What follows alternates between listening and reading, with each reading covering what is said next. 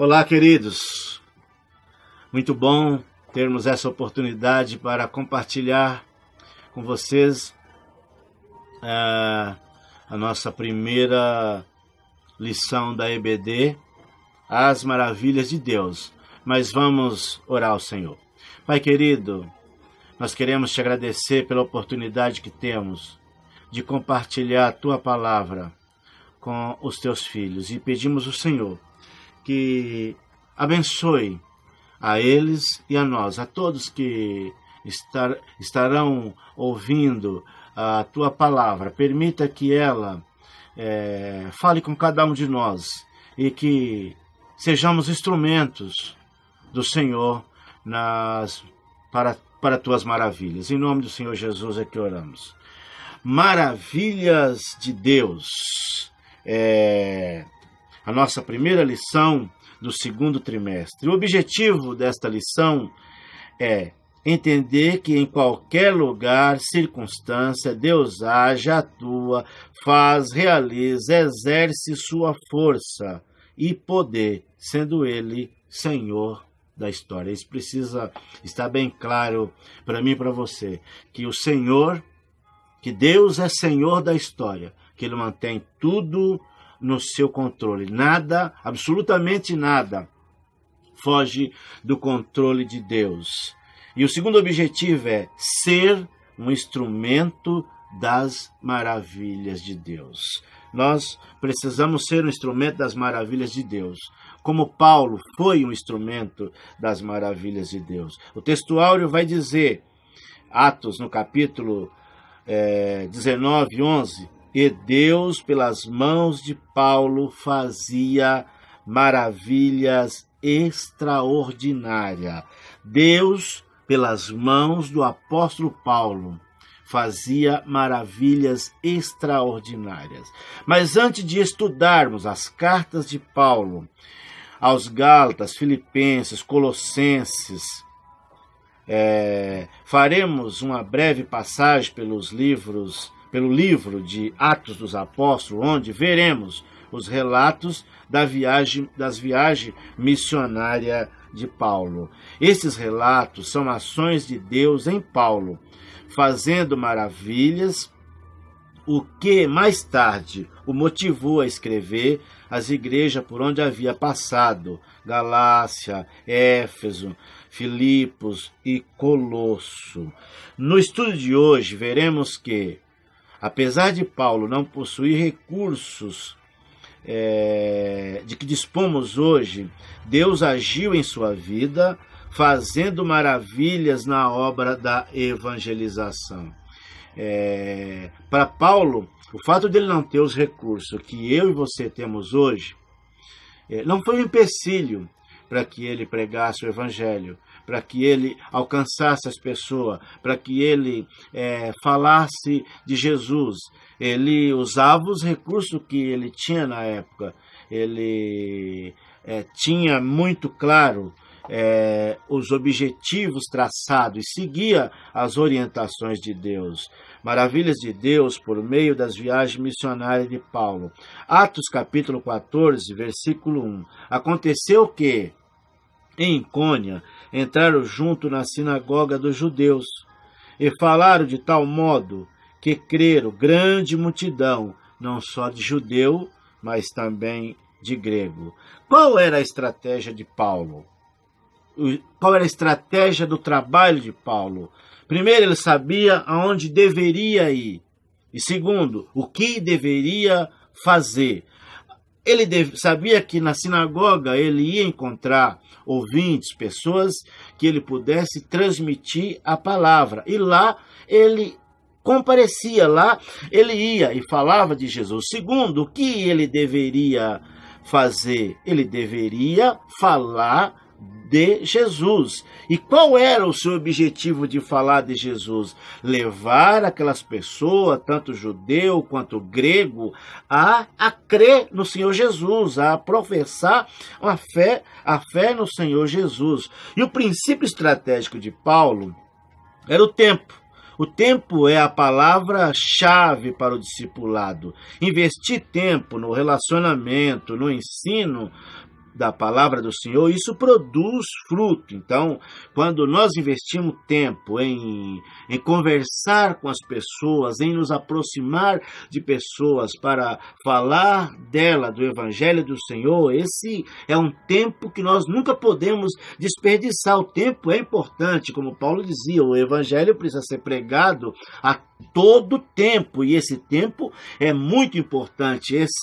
Quando você se aproxima de pessoas com a motivação sadia, que é de transmitir o Evangelho do Senhor, isso produz fruto. Esse objetivo deve ser levar as pessoas a professar a fé em Cristo. As maravilhas de Deus acontecia também através da ousadia que Paulo tinha acerca do Senhor. Atos no capítulo 14, versículo 3, está dizendo assim: eles detiveram-se por muito tempo, falando ousadamente acerca do Senhor, o qual dava testemunho à palavra da sua graça, permitindo que, por suas mãos, se fizesse sinais e prodígios. Deus usava Paulo, se colocava à disposição, como nós, nesses dias, podemos ser colocados à disposição de Deus. Nesse momento que às vezes a gente não pode sair e estar presente com as pessoas, mas você pode usar o seu WhatsApp, você pode ligar para as pessoas, você pode enviar uma mensagem, você pode enviar um versículo que conforte, que console as pessoas, falando de Jesus Cristo. Isso são momentos oportuno. A palavra-chave é ousadia, ter coragem, ter intrepidez para poder falar de Jesus. A palavra fé foi transformada em ousadia exatamente pelo crer. A ousadia existe para confirmar a palavra da graça. Ousadia no Senhor para que se manifeste coisas extraordinárias, mas jamais confundir ousadia com valentia humana, com temperamento explosivo, ou aquela animosidade, mas sim algo consciente, não ter medo de falar de Jesus, porque Paulo dizia: o Evangelho é o poder de Deus para a salvação de todo aquele que crê. Nós não precisamos ter medo, não precisamos ficar com medo de falar de Jesus e falar da sua palavra, porque Ele se responsabiliza pela sua palavra. A ousadia no Senhor se manifesta cheia de compaixão, isto é, você precisa amar as pessoas, sentir compaixão por elas, querer que elas conheçam a palavra de Deus, se sensibilizar com as necessidades delas, e principalmente as suas necessidades espirituais, e falar do Senhor Jesus Cristo, que o Senhor Jesus Cristo quer mudar a vida dela e transformar o fardo pesado dela em um fardo leve.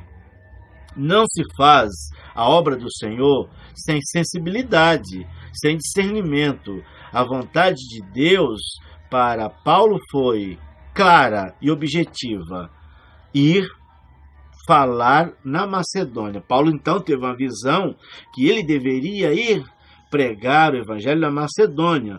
Ele fazia as coisas sempre baseado na orientação de Deus, nada movido pela sua animosidade. Olha, eu acordei, estou sentindo de fazer determinada coisa. Não, era Deus quem o orientava, ele se orientava pela sua palavra. Hoje, a bússola que nos orienta o que nós devemos fazer é a palavra de Deus. Ela deve ser o que norteia a nossa vida, os ensinos da palavra de Deus. Então, para Paulo, naquele momento, era hora de pregar o Evangelho na Macedônia. Assim ele fez, submeteu-se à orientação de Deus. Mas Paulo também nos deixa um alerta.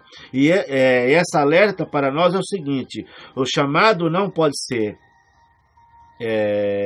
para atender às nossas próprias necessidades. Paulo não estava ali pregando o evangelho para que ele aparecesse, para que ele fosse uma estrela, porque nos nossos dias nós vemos que há muitas pessoas que querem ser estrela, que querem viver de título, que querem aparecer mais do que o Senhor da causa, mais do que o Senhor Jesus. E estrela só brilha quando não existe sol brilhando. Quando o sol brilha, as estrelas não aparece. Você não consegue ver estrela durante o dia com o sol brilhando. Então, quando as estrelas brilham, é quando o sol desaparece. O sol que tem que brilhar é o Senhor Jesus. É Ele quem tem que brilhar em nossas vidas. Nós somos instrumentos de Deus para as suas maravilhas, mas não somos as maravilhas. Nós apenas somos o vaso de barro que o Senhor usa para fazer a sua obra.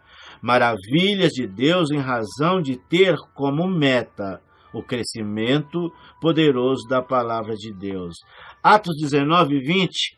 Assim a palavra do Senhor crescia poderosamente e prevalecia.